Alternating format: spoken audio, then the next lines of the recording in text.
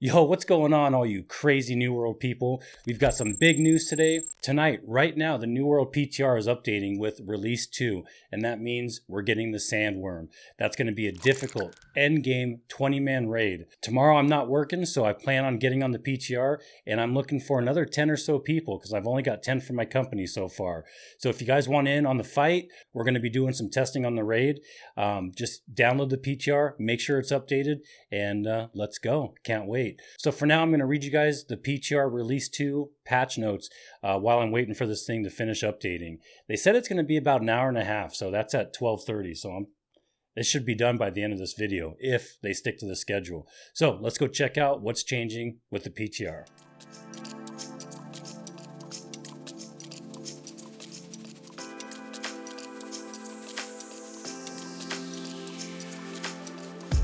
All right, let's get right into it. So we'll be updating the PTR with Wave 2 tonight at 8 p.m. Pacific Standard Time. It is 12:51 right now.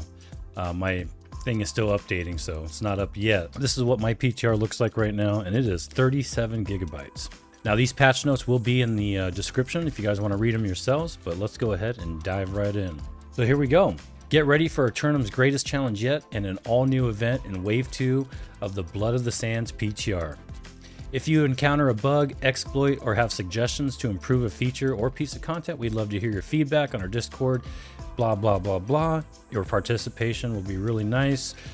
During this wave of the PTR, we look forward to hearing your playtest feedback on the following changes: the Sandworm trial and the Siege of Sulfur. You can also find more information on the previous PTR patch notes in our Wave 1 article. I also have a video on that, guys, where I just, you know how I do my thing. I go over the whole entire patch notes. To help players in the PTR and testing our new Elite trial, we have included a status effect available through the backstory.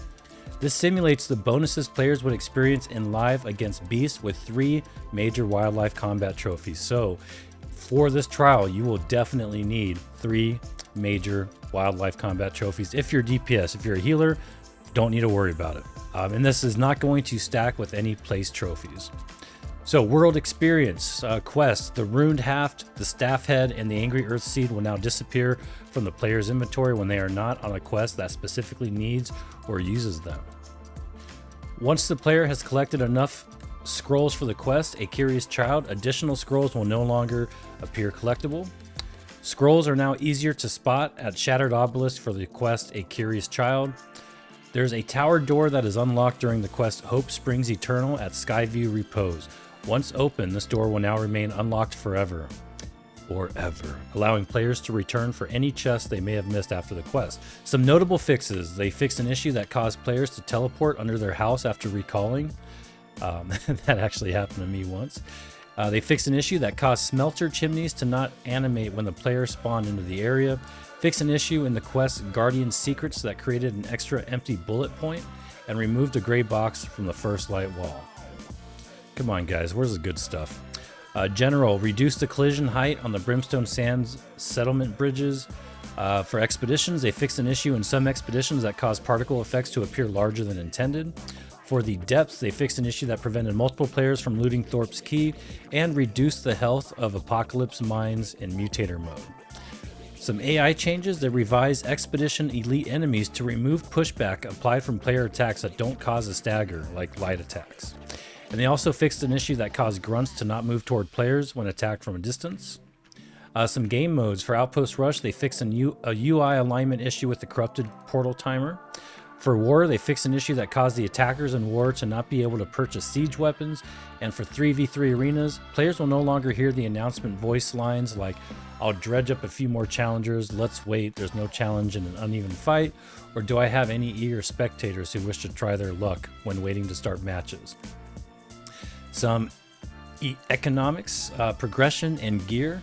Notable fixes: they fixed an issue that prevented the Azoth staff from maxing out its tier at Legendary, fixed an issue that prevented players from getting max rank tokens, fixed an issue that allowed inapplicable craft mods to be selected on fishing poles, and fixed an issue that caused crafted winter convergence items to lack event tags. Some general fixes: they doubled the cap for faction tokens at all levels. Oh wow. So the new cap at maximum reputation with your faction is now 150,000. They renamed old jewelry to exemplary jewelry and added a description. And Weaver's Fen faction control bonus has been changed from negative or minus 10% global tax value to plus 10% global refining yield. This was previously assigned to First Light. Some base weight weapon changes. Change the base weight of the following weapons. Oh, this ought to be interesting. So swords have been changed to 3. I don't know what they are, what they were previously. I wish it showed that. Rapiers to 2.5, hatchets to 4, great swords to 8.5, hammers to 8.5, great axes to 8, spears and bows to 6, muskets, blunderbuss, fire staff, and life staffs all to 7, and ice gauntlet and void gauntlets to 3. So is that going to leave room for us to kind of switch up our armor a little bit? I don't know.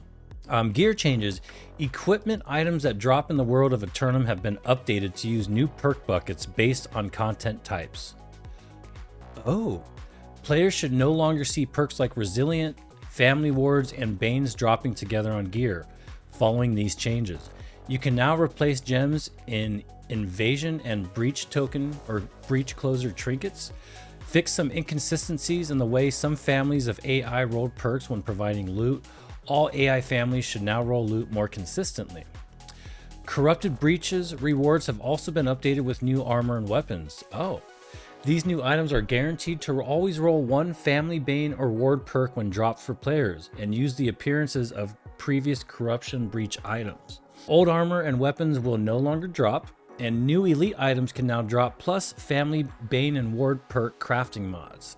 Wow, so that's a pretty cool change. They're really changing the way we're going to be getting our loot, and the loot that you receive for said activities and game modes will be more consistent with those types of activities and game modes, which is, I mean, that should have been the way it was all along, but it's really nice to see that change. Updated the following named equipment that drops from Corrupted Breaches. So Ice Gauntlet, Glacial Rage, updated to always drop at 590. Kind swapped to Pylon Burst and added a 5th perk, Keenly Empowered. Longsword, Moonless Night, Mortal Lifesteal swapped to Human Bane. Warhammer, Portal Smasher, Mortal Lifesteal swapped to Enchanted. Firestaff, Flames of the Breach. Mortal Fortification swapped to Empowering. Incinerate, Keenly Fortified swapped to Keenly Empowered. The Great Axe, Dark of Night, Mortal Lifesteal swapped to Keenly Jagged. The Rapier, When They Come, Mortal Fortification swapped to Keenly Jagged. The Breach Bloodied Rifle Musket, Mortal Lifesteal swapped to Refreshing Power Shot. The Frostbitten Mitt, Ice Gauntlet, Siphoning Blow swapped to Unbroken Winds, and Mortal Refreshment swapped to Keenly Jagged. Added a new Tier 5 Blunderbuss Cannonade that can drop from Corruption Breaches. The previous versions of these items will remain unchanged in the player's inventory, so that's not going to be changing. For the Season Pass, the crafting with infused orbs at the Gypsum Kiln will now grant small amounts of seasonal XP. That's good. And they also fixed an issue that allowed any song to complete the Call of the Ancient Season Journey task. We've got some UI changes or notable fixes. They fixed an issue that caused the exit button to not work after renaming a character in the main menu. Wah, wah, wah. Fix an issue with the alignment of the play button on the 3v3 arenas tab. Fix a typo in the silver and gold ingot description. Fix an issue where flagging for PvP caused a notification to move on top of pin quest in the HUD. Fix an issue where the lock icon in the inventory was too low of a resolution. Fix an issue with main story quest icons not prioritizing over other quest icons when zooming out of a settlement on the map. They fixed an issue with low resolution icons associated with emotes on the PvP tracker. Fixed an issue that caused the crafting trade skill milestone banner to show the recipe result instead of the recipe name. Fixed an issue that caused the map pin to disappear on the quest Adiana's Fountain if the second and third tasks were completed but not the first. Fixed an issue that prevented visuals from appearing on interactable objects. Fixed the item type tooltip for the Artisan Shield, and fixed the item type tooltip for the Artisan Great Axe. And then lastly, some general changes. They swapped the schematic icon on weapon schematic recipe items. It's now a blank schematic icon to reduce confusion for players. Increase musket reticle marker speed to improve clarity during chaotic battles. And they improved the pinning for the target POI in the quest down payment. Thanks for your support. We'll see you in Aeternum. And that's going to do it for the patch notes, everybody. like I said in the beginning, I'm going to be trying to get a group together to run this worm. So if you guys are interested, I need 10 more players, and I'd love to see you guys on the PTR. Shoot me a message on my Discord. And you know, it's going to be like a first come first serve basis. It's probably going to be chaotic, but it's going to be fun. So I'll see you there. As usual, thanks for watching, and you guys all have a great day.